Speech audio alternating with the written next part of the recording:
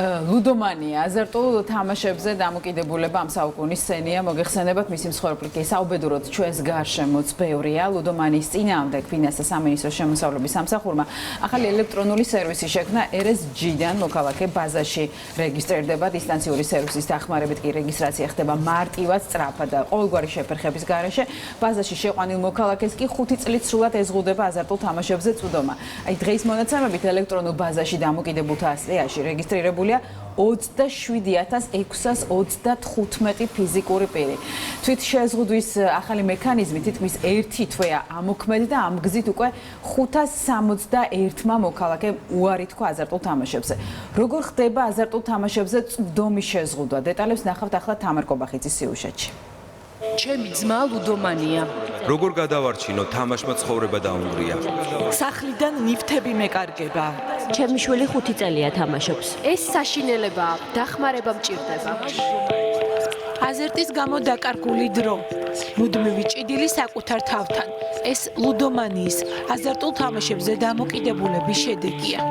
წაშლილი აქვთ ყველანაირი სხვარი, აღარ ფიქრობენ ისინი არაფერზე და შეიძლება შვილის მედიკამენტის თანხით წავიდეს და ითამაშოს. სწორედ აქ არის უკვე ფსიქიკის გახლეჩვა.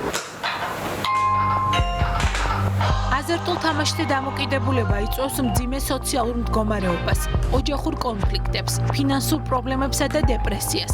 მოთამაშეები ხარჯავენ მთლიან დანაზოგს, უგროვდება თვალები. თამაშში დაკარგული წლების დაბრუნება ლუდომანს მხოლოდ ერთი გზით შეუძლია: უარი თქვას აზარტზე. შევდივართ RSG-ზე, სერვისების არეში. ეს არის აზარტულ თამაშებზე დამოკიდებულ პირთა სიაში რეგისტრაციის სერვისი.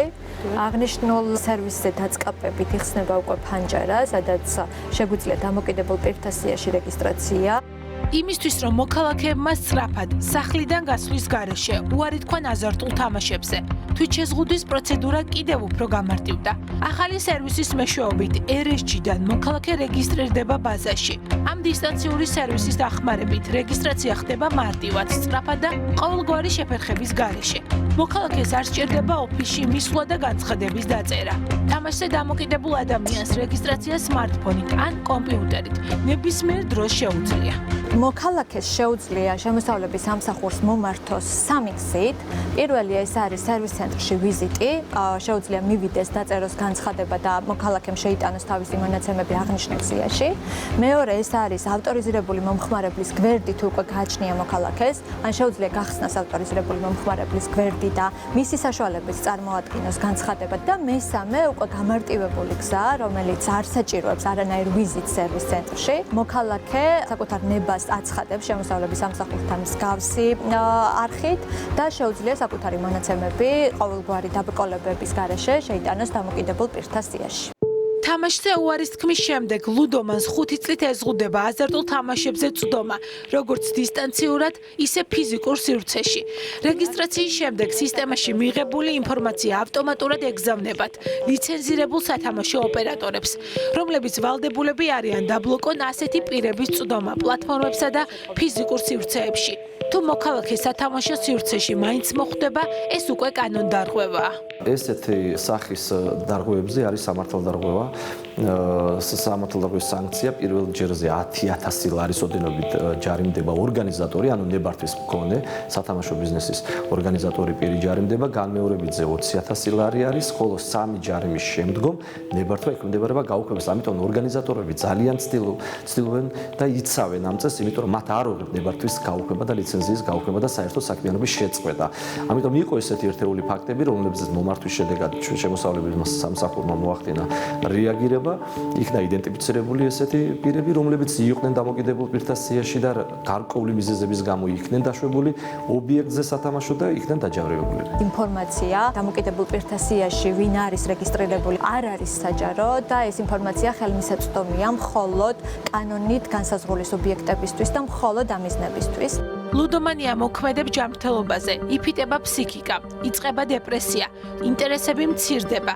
მოთამაშე აცდენს სამსახურს ან საერთოდ არ დადის. ცუდად ასრულებს პროფესიულ მოვალეობებს, მკვეთრად ზღუდავს სამეგობრო წრეს, თითქმის არ უთმობს დროს ოჯახს. დაავადებულების 40%-ს აქვს სუიციდის მცდელობა.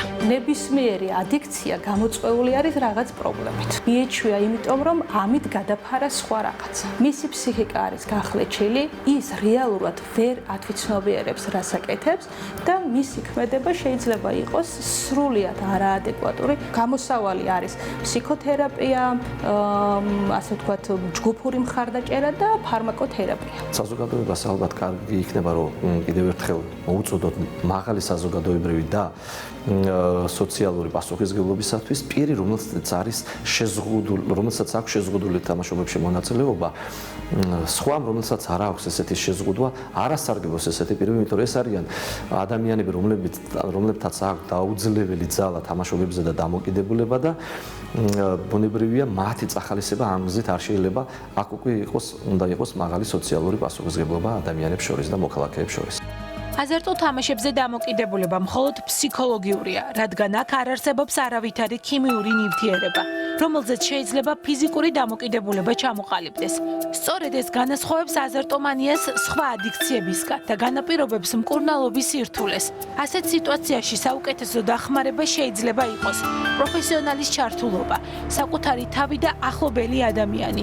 მთავარია ლუდომანმა პრობლემა დაინახოს და აღიაროს, რომ თამაშისგან თავის დაღწევა ნამდვილად სურს.